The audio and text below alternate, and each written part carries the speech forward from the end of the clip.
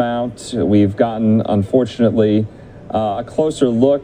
The curtain has been peeled back to some of the more tawdry details of the dysfunction that has been on display. Do you think that transparency is going to be a lasting feature now well into the 21st century of this monarchy here? Do you think that is here to stay?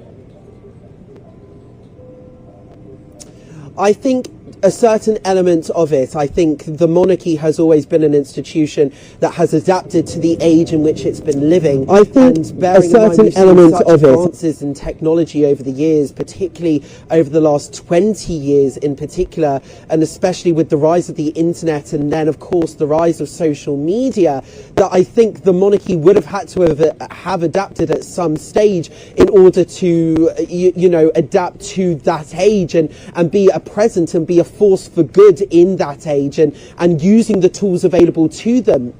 And especially social media means everyone has more of an opinion, but it also means that they're more visible to the people, so they can communicate things in a different way. We may see more, for example, just off the top of my head, I can imagine more video messages would be appearing of the monarchs. I think, going forward, the Queen was one of the most photographed people in the world. I think going forward, the monarchy is only going to continue to appear more and more for us throughout our entire lives. So that's what I think. I think that, I'm not sure about transparency. I think the palace will be transparent when they need to be transparent. Yes, I think there will always be a certain element of mystique around the monarchy as well. That's part of what the institution is. It's a bubble that people look into, almost like a fishbowl, and the palace will be transparent as and when it needs to be. However, saying that, we're living in a more modern age with more modern methods of communication, and I very much would assume that the monarchy would take advantage of those elements and ways to communicate with their people. And I think you saw it, the fact that the Prince and Princess of Wales just this week took the tube, took the metro down to a meet and greet. That I think is almost unprecedented. It shows that they are a modern family living in a modern age, and they're not afraid to be amongst their public, to be intimately involved within their public as well, to make the public feel as though they're almost a part of this institution. I think that is a very important concept to look at going forward. I think that His Majesty King Charles, with how the monarchy is going to look overall, I think His Majesty King Charles, from what I've been seeing personally, speaking to my royal sources, is carrying on that same sense of duty in the way his mother set out to do it. But at the same time, in for example, I referenced earlier how I went to the Royal Warrant Holders Association luncheon last week, which is a huge luncheon with lots of businesses that the royal family and the royal household provide business for, and these guys provide goods and services to the royal family. That's what is known as a royal warrant. And even in that association, when speaking to several businesses, I was told that, there are consultations going on with how, all the royal warrant holders, their businesses can become more environmentally friendly. And I said, even the dishes served at that lunch, the first course changed from last year to a fish dish. The course this year was a vegan dish, a tomato mousse. Even the dessert, last year it was chocolate. This year it was a berry mousse. Again, so very much British ingredients. We saw it in the Coronation quiche. We saw, the poulet reine back in the day of 1956 with Queen Elizabeth chicken. This dish was very much, it wasn't so much vegan because you had eggs and milk, but it was a vegetarian dish. It had the main ingredients of the quiche were spinach and tarragon and broad beans and eggs and milk and pastry. There wasn't any meat involved in this dish. We saw it with the Coronation emblem as well, very much floral motifs, flowers at its heart. We saw the robes of estates, you know, the floral motifs. We had the needlework designed by the Royal School of Needlework, designed floral motifs for the robes of estate and the robes of estate for both King Charles and Queen Camilla to represent their love of nature. So, you know, they might not officially be championing causes like they were when she was Duchess of Cornwall and he was Prince of Wales. But at the very heart of the monarchy is this modern progressive outlook. Sure. And, you know, I was struck by the fact as well that William is really taking in and going into his father's footsteps with the cause, with the issue of conservation, with his Earthshot Prize. Of course, he was just in the United States, making some stops in Boston and Washington and what have you. I want to talk, though, about the nature of the Commonwealth itself. Before Queen Elizabeth died, Josh, we saw then Prince Charles kind of oversee some of these ceremonies where some of the Commonwealth countries and nations voted to leave, and he kind of oversaw the passage of that torch into independence, into being a republic. I'm thinking of Barbados. That's the first one off the top of my mind here. Do you think we're going to see ever more of that? We kind of listed some of these 56 Commonwealth nations. Some still are in the Commonwealth, and so they're considered under the aegis of the Crown. They can choose not to. It's quite a lengthy process. Are we going to see more of them choose to do that, to leave, like we saw with Barbados most recently last year, while Charles is king now? I mean, we may or may not see that going into the future. It wouldn't surprise me if we were to see that. We know there is a big Republican movement in terms of Australia. We know it's been speculated that one of the reasons why Kylie Minogue didn't want to perform at the Coronation concert, because apparently she was scheduled to perform, but one of the reasons why she may or may not have pulled out, or at least declined an invitation to perform at the concert, was also because of the Republican movement in Australia, and she didn't want to ruffle any feathers. But what I think it's important to state about the Commonwealth, it's an association, the vast majorities of which are former territories of the British Empire, but all the different countries in the Commonwealth don't have any legal obligations to each other. Yes, it's a political union supported mostly by cultural links and historical links. You know, it's not necessarily a trading bloc. It's not necessarily a strong political union. It's an association. And also, if we look more deeply into the members of that association as well, the 56 member states, 36 of those 56, aka the majority of those members of the Commonwealth, are actually republics, and also a further 5 members aside from those 36, and not including those 36, a further 5 members of the Commonwealth also have different monarchs. So, you know, when we look at the Commonwealth, you know, each individual country may or may not take a step back from the monarchy. However, the Commonwealth will still last, because the Commonwealth is a unique organisation which brings the country together, which brings these huge variety of countries together. You know, I look at this list, I look at Antigua and Barbuda, to Australia, to Bahamas, to Bangladesh, to Cameroon, to Dominica, to Fiji, to Gabon, to South Africa,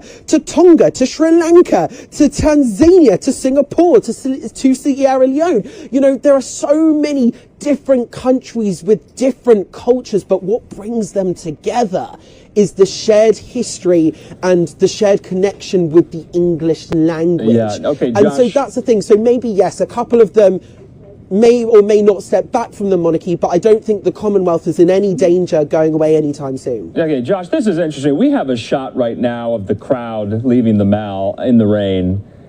There's some protesters in there, not a lot.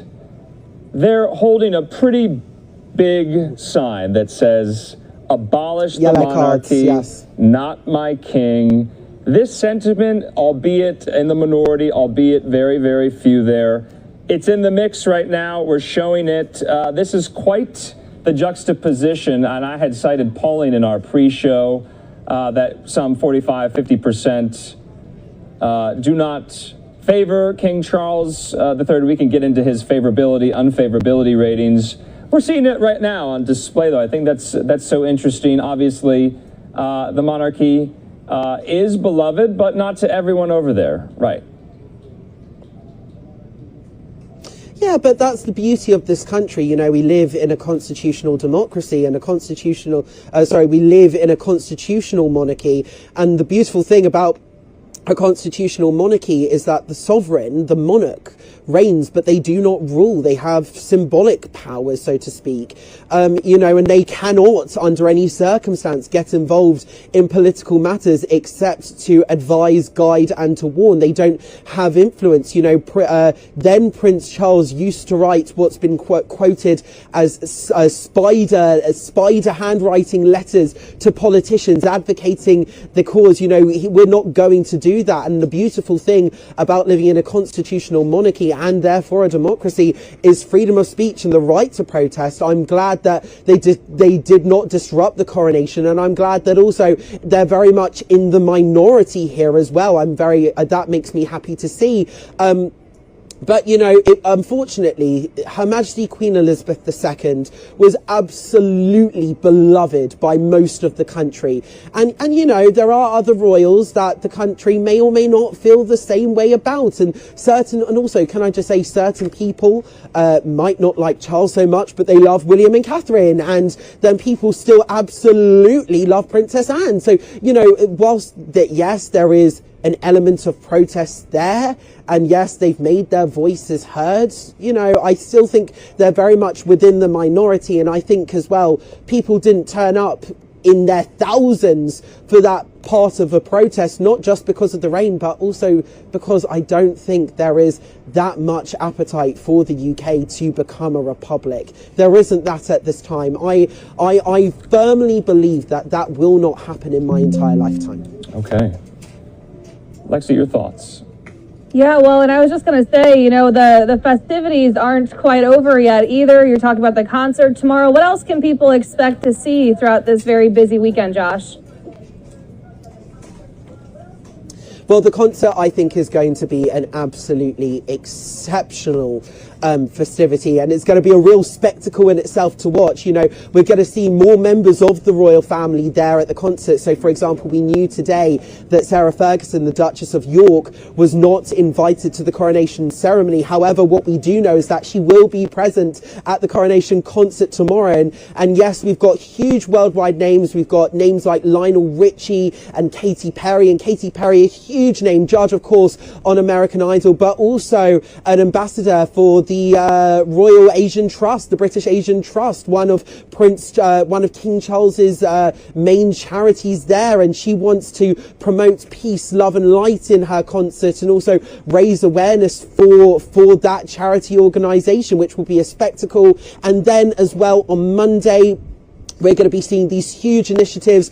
The big coronation lunch will take place on Monday, where we expect street parties. It's a bank holiday here in the UK. Many people will not be at work, so we're expecting huge street parties across the country. And we're also expecting the big help out, which is this big drive charitable initiative for local groups that are associated with the royal family, such as the Scouts and the Girl Guides, as well as various charities associated with their majesties, to be involved in, you know, helping out local communities, involved in bringing people together, and also helping out those who are also a little bit more vulnerable as well.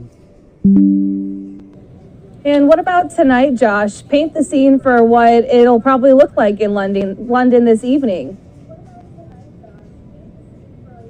Well, I mean, I can say that last night when I was walking around Westminster, Big Ben was lit up in these beautiful floral motifs, and it had very much messaging on that. People are still going to be having their flags out. The bunting will still be out. Yeah. You know, you can hear just behind me on my left shoulder is Westminster Abbey. The bells of Westminster Abbey are still ringing out in celebration for the coronation. So, you know, the country is very much in a high mood, so to speak, as well. So, you know, we're still going to be celebrating long into the weekend. Yeah. And so we're approaching the bottom of the hour here. We're going to keep going strong here for about 30 more minutes, and then our folks over there on the east coast of the U.S., they are going to take it over, and we're going to replay the entire coronation ceremony for those of you who were sleeping, who didn't wake up very, very early here alongside us, and who may have missed it. But let's take a quick commercial break, more commentary, more analysis where that came from in just a moment.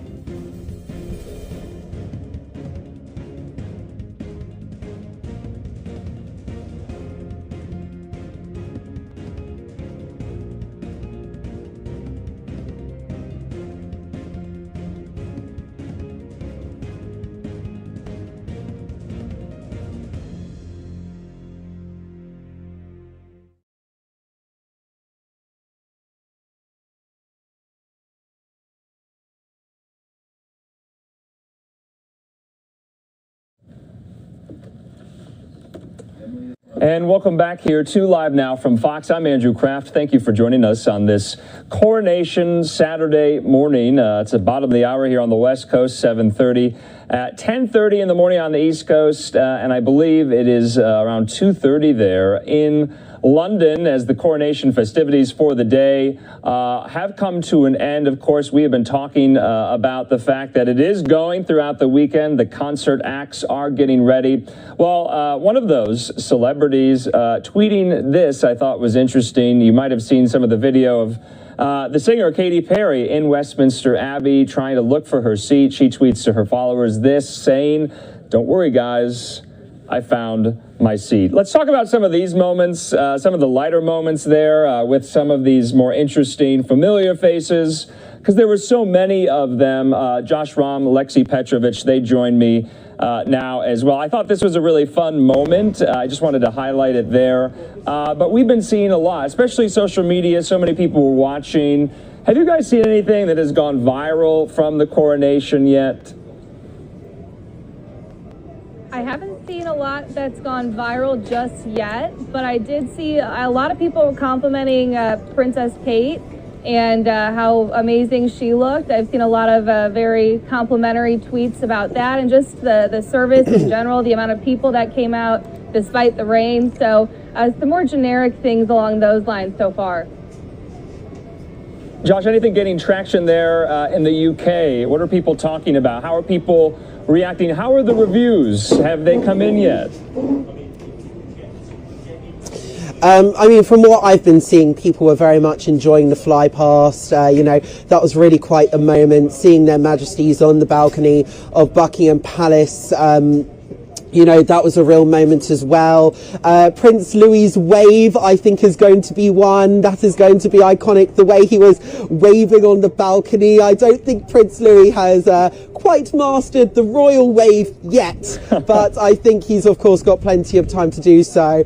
But the moment that I think stood out for me, and I think will be talked about quite a bit of time going into the future, is I think it's the moment that Prince Harry stepped into Westminster Abbey and walked through the nave, and you could tell that absolutely everybody in that congregation was very much looking at him, possibly with a raised eyebrow, because he wasn't with his brother, he wasn't with his father. He didn't depart from Buckingham Palace in this beautiful King's procession. He wasn't a part of the procession going back to Buckingham Palace from Westminster Abbey. He walked in as well behind his cousins, Princess Beatrice and Princess Eugenie as well. And it was very much a sense of he wasn't there with his wife, Duchess Meghan. His two young children are not in the country. That was a moment where Prince Harry, in terms of this huge grand occasion, he wasn't in uniform, he was in a day suit, you know, he was alone. He walked into the Abbey, he walked through the nave of Westminster Abbey. Prince Harry was very much alone when walking through Westminster Abbey, and I think that moment is going to be talked about for quite some time to come, because all of the pent-up emotions, all the built-up emotions, they were there, starkly presented. His future being away in America, being away in Montecito, the different path that he is taking, so much symbolism just in that one moment. Yeah, and Josh, going off of that, I think just in general, the initial thought for most viewers would be that it just felt kind of sad, you know, no matter what you think of the whole situation, it just felt, it wasn't the most obviously lively moment. And so were you not expecting him to walk in alone then, or were you expecting something different? No, I don't think I was expecting anything different per se, but a moment like that is still a bombshell moment. Do you know what I'm saying? You know, we expected what he did he basically did exactly as we were expecting him to do. Walk into the Abbey alone, not be part of the procession, sit quite a bit further back, be away from most of his family. You know, all of that stuff was to be expected, but it was all presented there in that moment, and one couldn't help but feel almost sorry for Prince Harry in that moment, being so alone, being without his support system in his wife Meghan Markle, being separated from almost his previous life. You know, he was a much loved member of the institution before things started going awry, until he started preaching about climate change but taking Elton John's private jet. You know, that's just one example. You know, I will never forget their tour in South Africa was actually very well received, and then the very next day they effectively declared war on the press. You know, things started going haywire for the Duke and Duchess of Sussex after their wedding. You know, when they got married, they were beloved. The country was happy for them. The country celebrated their wedding en masse, and people hailed it as a landmark moment for a woman of colour to be involved in the wedding in this way, and to be this new pioneering member of the royal family. But things have gone so wrong for the couple, but one couldn't help but see and notice, one, the different path that Prince Harry has taken, and two, just how alone he must have felt in that moment. Right, yeah. And Meghan is at home with the two children, and one of which has a birthday this weekend, Prince Archie. So that definitely was that, as you mentioned, seeing him come in alone. I believe the last time Meghan, Harry, William, and Kate were all together was the late Queen's funeral. And that moment and that moment at the late Queen's funeral was a very difficult moment for then Duchess Catherine, now Princess Kate or Princess Catherine. You know, she said that was one of the hardest things that she's ever had to do in her entire life. You know, and that moment where they came together despite the tension, and as we now know, that tension was still very much going on. And also bearing in mind, Prince Harry as well was without Meghan Markle for the late Duke of Edinburgh, Prince Philip's funeral as well, and there was that intervention after they all came out of church in a kind of what was seen as quite a highly choreographed move. Kate approached Harry, and then William follows, and then he wrote in spare the confrontations in the on the Windsor estates with his brother and his father. And how he said that that William said, "I just want you to be happy, Harold," and Harry then saying, "Sorry, but I don't think you actually do you?" And then Prince William going, "But I swear on Mummy's life," and that was the kind of that was the code for them, this kind of bombshell moment. But Prince Harry still not believing his brother's intentions there. But then after all of that went on, the fact that Prince William and Princess Catherine still went out to do that joint walkabout in a move of at least coming together to mourn the beloved late Queen Elizabeth. That was still a powerful moment. But I think that speaks volumes to the sense of duty that Prince William and Princess Kate have, is no matter what's going on in their personal lives, all the different conflicts that they might be having within their own family, duty comes first. Never complain, never explain. They have stayed so quiet about this. They have not said a word publicly to anybody about what's been going on, despite the attacks, not just in Spare, but also in the television interviews, the very public television interviews with multiple networks. You know, Prince William and Princess Catherine have stayed virtually silent on that matter because it's duty first. Never complain, never explain. We're supporting the monarchy throughout it all, and that's for them is the most important thing. Yeah, I was trying to find the moment Prince Harry, walked into Westminster Abbey, just to kind of cue it up for the viewer. Again, let's just watch that here. You can see just briefly he was walking to his seat there, his aunt, Princess Anne. This was from earlier today, of all the arrivals coming in of the family members. And just last point I want to make on Harry, we don't need to dwell too much on it, but it did seem like he was a man going it alone. You didn't really see him from the very few glimpses we got, talking, commiserating, socializing with the people around him. He was kind of standoffish and out there. And so that was my impression of it. And so we'll just have to see any of the reaction as well. Josh, I had a question too. We're talking about, what is King Charles III and Queen Camilla? What do they do tomorrow? What do they do Monday morning? Do they have any official trips planned? I know they were recently in Germany and France. Any royal trips coming up? Any trips to the United States coming up now that he is officially coronated there? Well, I mean, the thing is, he became king the moment his mother, the late Queen Elizabeth II, passed away. Sure. So, even though, yes, he has now been crowned, he's always been king. That is his role. The coronation is just almost a celebration to kind of put it firmly into law when he said and then signed the oath into law, and then reaffirming the commitment to the Church of England as being head of state and defender of the faith. That is what the coronation is mostly for, actually. But he's always been since the passing of his late mother, Queen Elizabeth, he has been king. So any trips he's made, whether he was crowned officially or not, pre-coronation, that won't make a difference. He was still very much king, and he was still very much making those trips as King Charles III, His Majesty King Charles III. There isn't actually, in terms of his role now post-coronation, there won't be much of a change. All that's happened is we've now had the coronation, we've now had this intensely religious, somber,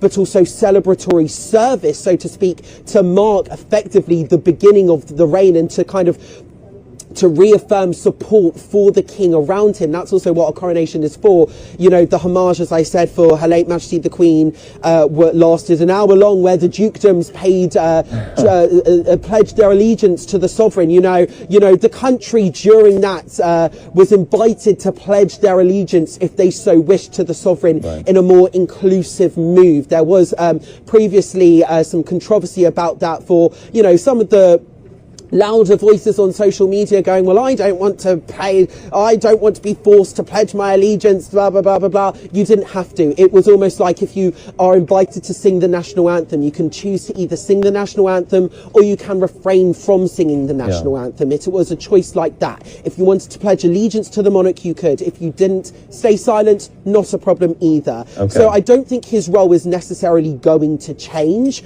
so much, but any trips that he makes, listen, this is what the monarchy is. The coronation provided the monarchy with extra gravitas. It showed the monarchy with all the pomp, circumstance and ceremony that they're known for. What I imagine tomorrow will happen is that His Majesty may or may not make an appearance somewhere. I think they're definitely going to be travelling from London. I assume they will be staying in Buckingham Palace tonight and will travel to Windsor for the coronation concert tomorrow.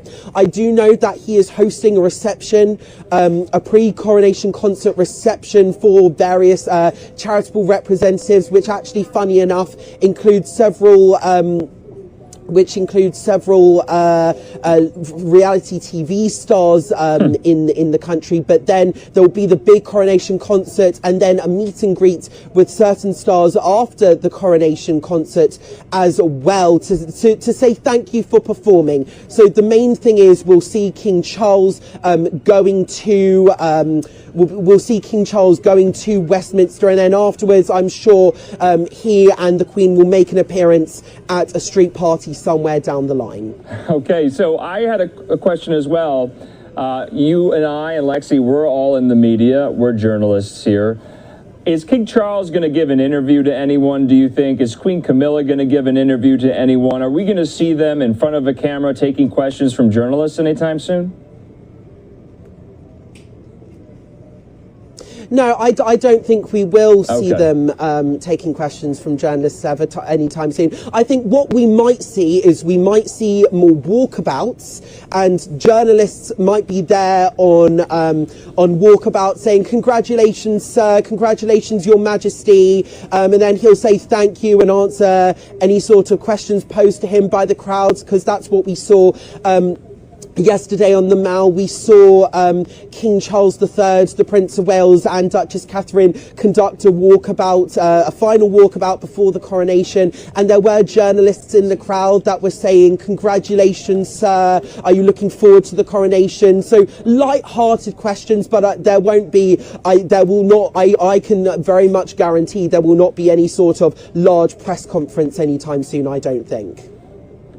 All right, we do want to take the opportunity yet again to take another commercial break here. And when we come back, though, we'll be getting final thoughts from Lexi Petrovich, myself, and Josh Rom there in London to the historical spectacle we all witnessed today, the coronation of King Charles III.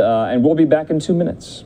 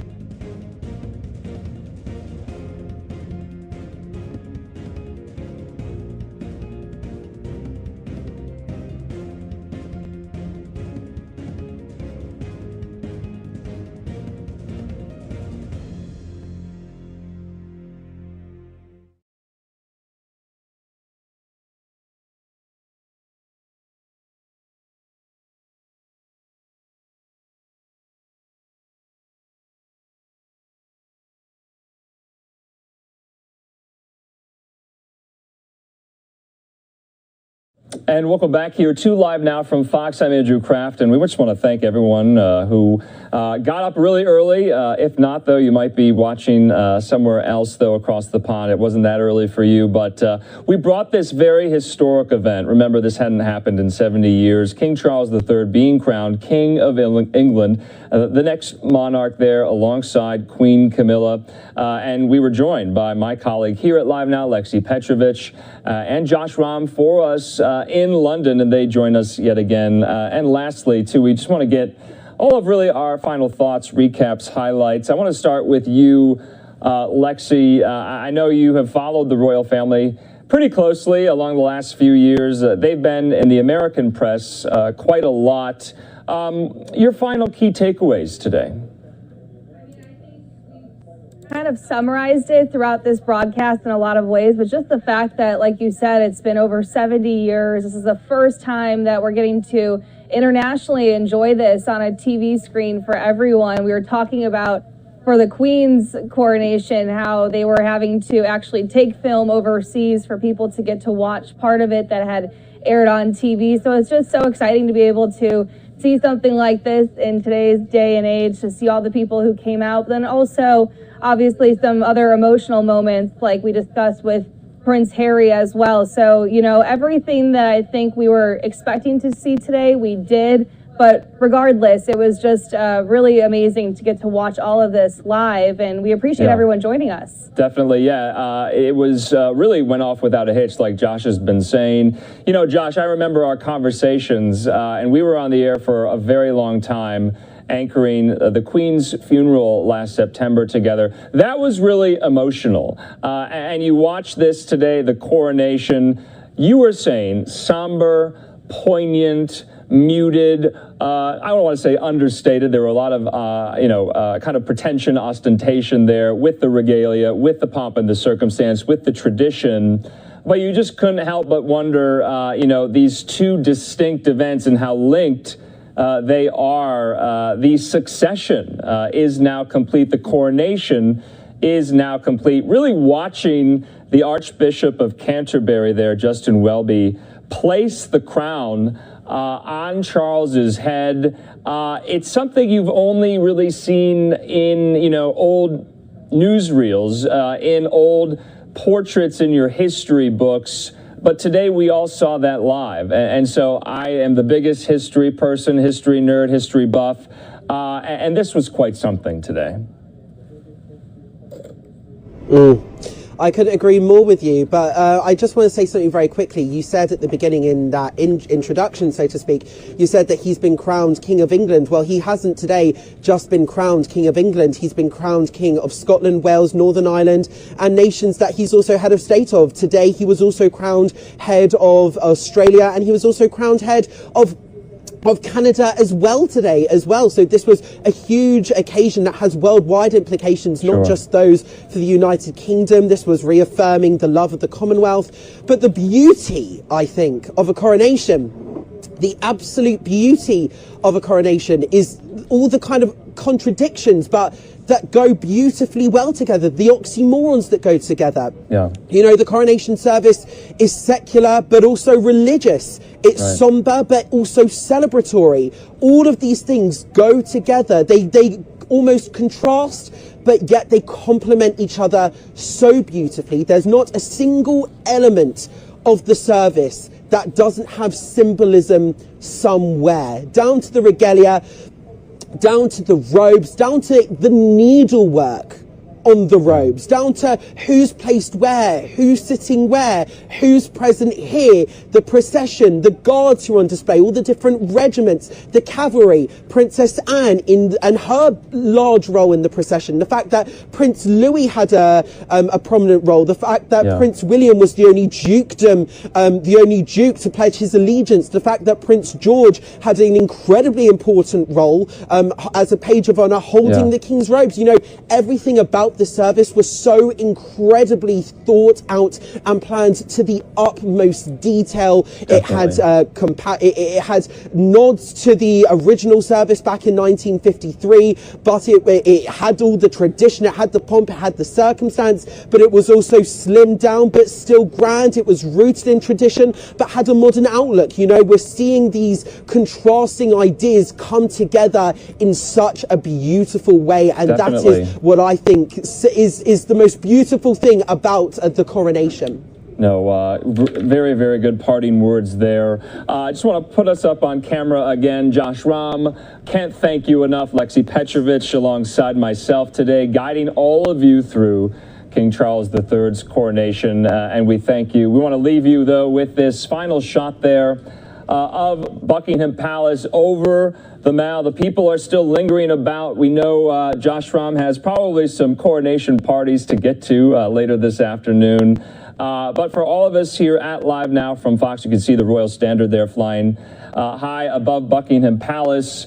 But that's going to do it for our coverage here, live, raw, and unfiltered. That's what we always do. But don't worry if you didn't catch the coronation as it happened. Don't you worry. We are going to be replaying the entire ceremony for you. Our folks there on our East Coast Bureau in Orlando, they're going to take the reins and they're going to show you and speak to other royal experts as well, like I said, in case you might have missed it. But from all of us here at Live Now from Fox, thank you so much for watching. Have a good rest of your weekend, and we'll see you soon.